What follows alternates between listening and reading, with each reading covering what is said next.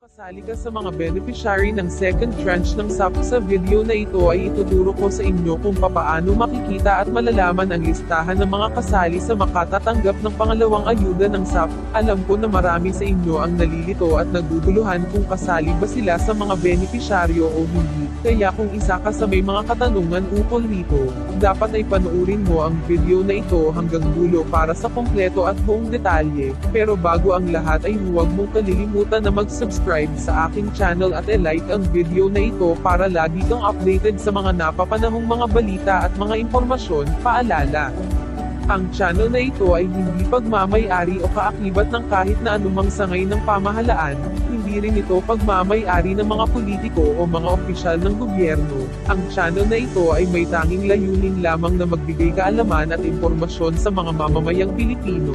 Ang mga impormasyon na nakapaloob sa video na ito ay pawang hinango sa mga lehitimong tagapagbalita. Atin pong iwasan ang pagpapakalat at paniniwala sa mga maling impormasyon o fake news. Maraming salamat po. Paano nga ba malalaman kung kasali ka sa mga benepisyaryo ng second tranche ng SAP? Sa video na ito ay magbibigay ako ng mandilan-nilang paraan kung paano matutukoy ang mga makakakuha ng ayuda, kaya atin na itong simulan. Number 1, maaring pumunta sa inyong barangay o LGU para itanong kung kayo ba ay kwalipikado na makatanggap ng ayuda. Pinakamabuti na sa kanila sumangguni upang malaman ang buong listahan ng mga beneficiaries sapagkat sila ang may hawak sa mga impormasyon at mga listahan na maaari mong sanggunihan.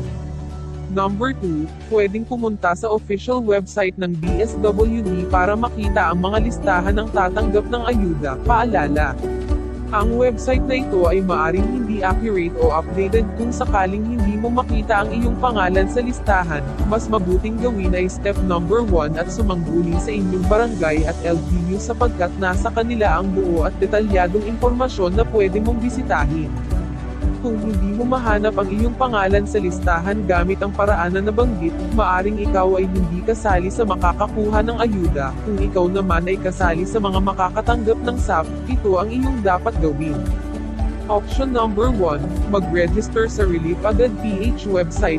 E-type lamang sa search tab ng kahit na anumang browser ang reliefagad.ph at pumunta sa site. Sa pagpapa-register, kinakailangan mong mag-provide ng mga impormasyon mula sa iyong SAC form. Kung wala kang copy ng iyong SAC form, maaari kang kumuha ng kopya nito sa inyong barangay. Kung nasa inyo naman ang kopya nito, maaari mong i-scan ang barcode ng form. Ang barcode ay matatagpuan sa bandang ibaba nito. Pagkatapos i-scan ang barcode ay ilagay lamang ang ilang impormasyon na hinihingi sa website. Kailangang ikaw ay may account sa e-money platforms gaya ng GCash at Paymaya dahil doon ipapasok ng DSWD ang ayudang iyong matatanggap pag nagkaroon ng payout para dito.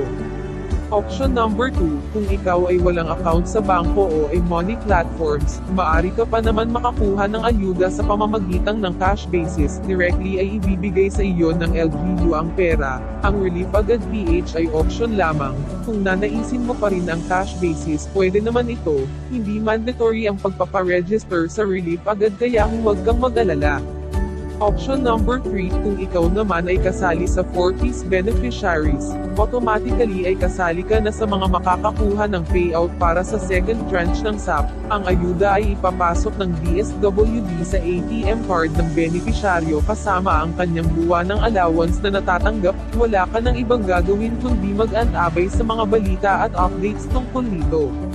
Option number 4, kung ikaw ay hindi kasali sa mga nakakuha ng first tranche ng SAP pero ngayong second tranche ay nakasama ka na, dobling ayuda ang iyong matatanggap, ibig sabihin ay times 2 ang halaga ng ayuda na iyong makukuha. Halimbawa, hindi ka nakakuha sa first tranche pero sa second tranche ay nakasama ka na at ikaw ay nakatira sa NCR, 16,000 piso ang iyong makukuhang halaga ng SAP. Ang tawag sa mga ito ay mga waitlisted beneficiaries. Sa ngayon, sila ang mga priority na makatanggap para sa second tranche. Kung ikaw ay kasali sa mga waitlisted, dapat ay gawin mo pa rin ang mga steps na nabanggit ko kanina. Ikaw, anong masasabi mo? Ay comment lang yan sa comment section down below. Kung huwag mo din kalilimutan mag-subscribe sa aking channel at i-hit ang notification bell. Salamat.